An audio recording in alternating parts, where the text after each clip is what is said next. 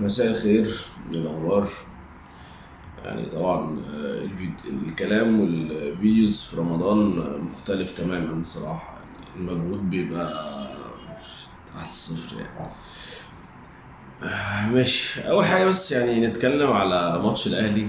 الواحد كان في الاستاد وهيوريكوا شوية مقتطفات من اللي هو عرف يصوره يعني، أو عرف ياخد شوية شوتس كده للماتش يعني. انا بس عايز اقول حاجه بصراحه مبدئيا، يعني النادي الاهلي محظوظ قوي بالجماهير دي يا جماعه بصراحه يعني. الناس دي يعني على راس النادي الاهلي بصراحه يعني. الناس دي موجوده في الاستاد من الساعه 2 و3 و4 وفتره، تقريبا اغلبهم فترانين في الاستاد ومتشحططين، ومنهم ناس جايه من محافظات وشافوا الويل يعني، بس عشان ساعتين كوره مش اكتر يعني. حرفيا الناس دي اللي هو ما عندهمش اي مشكله يموتوا عشان النادي يعني. ف حقيقي انا كان بقالي كتير قوي ما رحتش الاستاد، وبقالي كتير قوي ما حضرتش ماتش في كميه الزخم الجماهيري بالاسلوب ده. وبصراحه انبهرت يعني، انبهرت من تشجيع بجد. جماهير لا تقل ولا تمل، مش عايزين اي حاجه خالص في الدنيا غير النادي يكسب. اللي هو انا شجعت معاهم شويه، بس بعد مثلا 10 دقايق او او ربع ساعه خلاص تعبت، ما كنتش قادر يعني. لو بتتفرج على الماتش وبتركز في الماتش، لا، في ناس واقفه من اول دقيقه لاخر دقيقه. ده احنا تقريبا بس بين الشوطين 90 دقيقه من التشجيع المتواصل. يعني انا متاكد في ناس روحت صوتهم مش موجود اصلا يعني. طبعا هوريك كل الكلام ده دلوقتي، شويه فيديوز كده كنت صورتها من جوه الاستاد يعني. هتشوفوا انا بتكلم على ايه. اللي هو كمان انا كنت قاعد في التالتة يمين، تخيلوا بقى الناس اللي كانت قاعده في التالتة شمال كانوا بيعملوا ايه او.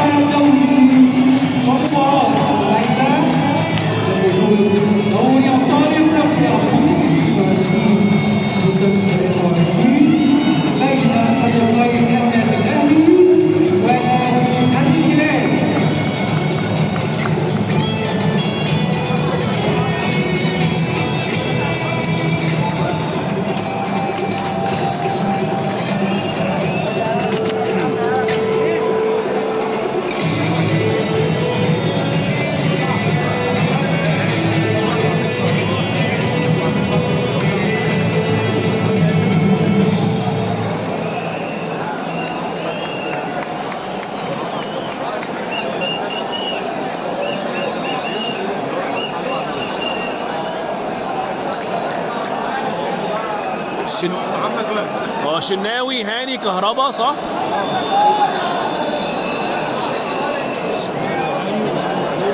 علي السولية وعلي معلول اخر اتنين.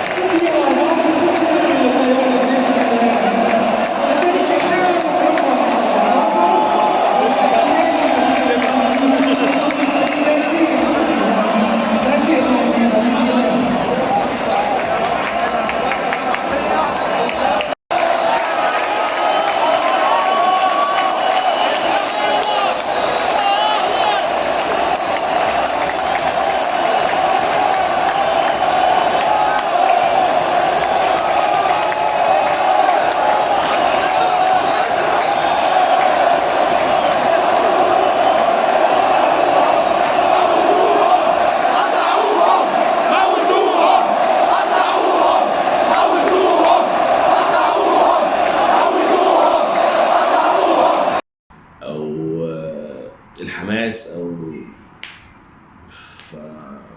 حاجه تفرح. ويا بخت الاهلي بصراحه وجماهيره. انا بشجع النادي الاهلي ومن جماهير النادي الاهلي، بس ال ال انا مش زي الناس دي خالص. يعني انا ببقى مبسوط جدا ان النادي الاهلي يكسب، ببقى عايز النادي الاهلي يكسب، بس الناس دي بيتنفسوا اهلي، بيناموا اهلي، بيصحوا اهلي، بياكلوا اهلي. فالناس دي بصراحه مبهره يعني. وبالنسبه للماتش يعني مع احترامي الشديد للهلال السوداني، بس هو ده يعني الهلال السوداني لو بيلعب في الدوري المصري ما اخره سابع تامن دوري يعني. فهو ده مستوى النادي الاهلي، وهو ده مستوى الهلال، والفروقات واضحه في الانديفيدوال بيرفورمانس و... والوعي التكتيكي والخطط اللعيبه في الملعب، وكواليتي لعيبه وكواليتي مدربين النادي الاهلي ونادي الهلال. it was expected يعني. وبصراحه يعني يعني انا لو من لعيبه النادي الاهلي وشفت جماهير بالمنظر ده، والجماهير بتموت نفسها عشاني وبتزعق وبتنحر في نفسها عشاني، انا هاكل النجيله بصراحه يعني. الف مبروك النادي الاهلي، وفوز مهم قوي، فوز معنوي. و يعني بحس النادي الاهلي على طول لازم بيعاني شويه في دور المجموعات، معرفش ليه عامه يعني. وفي الادوار الاقصائيه بيبقى نادي مختلف تماما وفرقه مختلفه تماما، وبيتحولوا فعلا يعني. فاتمنى بصراحه ان دي تكون الكيس في البطوله دي. اللي هو هيبقى النادي الاهلي رجع من بعيد قوي قوي يعني. اللي هو خلاص ماتش سان داونز بيخلص بينالتي للهلال، اطهر الطاهر ربنا يكرمه يا رب يعني تحية خاصة من هنا للأطهر الطاهر، عظمة. ألف شكر يا عم الحاج بصراحة، تسلم لي أو تسلم جميع النادي الأهلي وتسلم النادي الأهلي كله يعني. أعتقد النادي الأهلي ممكن يطلعك مكافأة يعني في الفوز الصعود ده. وبعدين بتضيع البنالتي والهلال يجي لك بقى في ملعبك وسط 50,000 يا جماعة. هو إيه اللي 50,000؟ لسه كان في 75-80,000 مستريح يعني وسط ملعبك، بكمية الزخم الجماهيري دي، بكمية الناس اللي مش عايز اي حاجه منك ان انت تكسب بس. ف الماتش كان رائع بصراحه. شكرا جماهير النادي الاهلي، شكرا جماهير النادي الاهلي، شكرا جماهير النادي الاهلي، شكرا لعيبه النادي الاهلي. نخش بقى على الفرقه اللي انا والله يعني هو ما ينفع. بص هو يعني في قانون كده يا جماعه بيقول ان ما ينفعش مانشستر يونايتد والاهلي يكسبوا في ويك اند واحد يعني. لا يصلح، ده ما بيحصلش. السبت الاهلي كسب وانبسطنا ومش عارف ايه وكده، لحد مانشستر يونايتد بيخسر بيتلسوع من نيوكاسل على ملعبه، على ملعب نيوكاسل يعني. ويعني مش هبقى زي اللي هو التوكسيك فان بيز اللي بتقول لك ده الشامبيونز ليج وحلم الشامبيونز ليج راح ومش عارف ايه والكلام ده. لا، حلم الشامبيونز ليج قائم عادي جدا يعني، بس الدنيا زمزقت شويه يعني. انت نيوكاسل متساويين في النقط، توتنهام هيلعب النهارده ايفرتون واحتمال يجيبك اصلا فرق 2 بوينتس او 3 بوينتس، مش متذكر بالظبط. انت عندك ماتش اقل وكل حاجه، بس الدنيا زمزقت يعني. اتمنى ان حلم الشامبيونز ليج ما يروحش، عشان هيبقى ضربه قاضيه للنادي وضربه قاضيه لنا شخصيا بصراحه برضو. يعني حسبي الله يعني. احنا فرقه يا جماعه يعني الناس بتقول احنا خسرنا، احنا فرقه مختلفه تماما من غير كاسيميرو كده بيعمل شيفت هجومي رائع، بيكمل وبيزيد وبيقطع، ودفاعيا طبعا لا غبار عليه. فاحنا تشيل كاسيميرو من المنظومه، احنا فرقه عاديه جدا جدا. غير ان نيوكاسل او التون زي ما بيقولوا يعني من اصعب الاماكن او الملاعب في الدوري الانجليزي. سان جيمس بارك مكان صعب قوي، وزمان من زمان واحنا بنعاني فيه، ايام سير أليكس فيرجسون وبيكهام وسكولز وجيجز وستام وفرديناند وفيديتش والناس دي كلها، احنا بنعاني جدا في المكان ده من قديم الازل يعني. يعني اتمنى ان الشامبيونز ليج ما يروحش يعني. ما اعرفش بقى. بص يا جماعه، انا من ساعه ما اتكلمت على نابولي وهم يعني ايه مش شايفين او بيخسروا خسارات غريبه جدا. مره على ملعبهم اللاتسيو، امبارح خدوا 4 مع الرأفة الميلان، رجعوا ميلان كان برضو ابتدى يبعد شويه عن الشامبيونز ليج، واللي هو الفرقه عندها مشاكل واصابات اند سو اون. رجعوا ميلان تاني، وعادي ممكن تلاقي ميلان في الشامبيونز ليج تاني. ورافائيل لياو ده يا جماعه لعيب جامد قوي يعني. رافائيل لياو ده لو ميلان خسرته هيخسروا واحد من التوب 5 ليفت وينجز في الدوري ايه في اوروبا كلها يعني. توب 5 مستريح مع فينيسيوس، هو راشفورد وكفاراتسخيليا مثلا، وحط اي حد معاهم بقى عادي، ممكن مارتينيلي، دول التوب 5 دلوقتي. ف رافائيل لياو ده لعيب جامد قوي يا جماعه، لعيب حكايه بصراحه. مالديني الكبير، سبورت دايركتور ولا اروع. الراجل ده يعني رجع النادي من الانعاش، المشرحه اكشلي يعني. النادي كان خلاص بيروح يعني. فاعتقد ميلان فرصته في الشامبيونز ليج ابتدت ترجع تاني. بس كده، دي كانت دردشه في الانجاز كده، والسلام عليكم.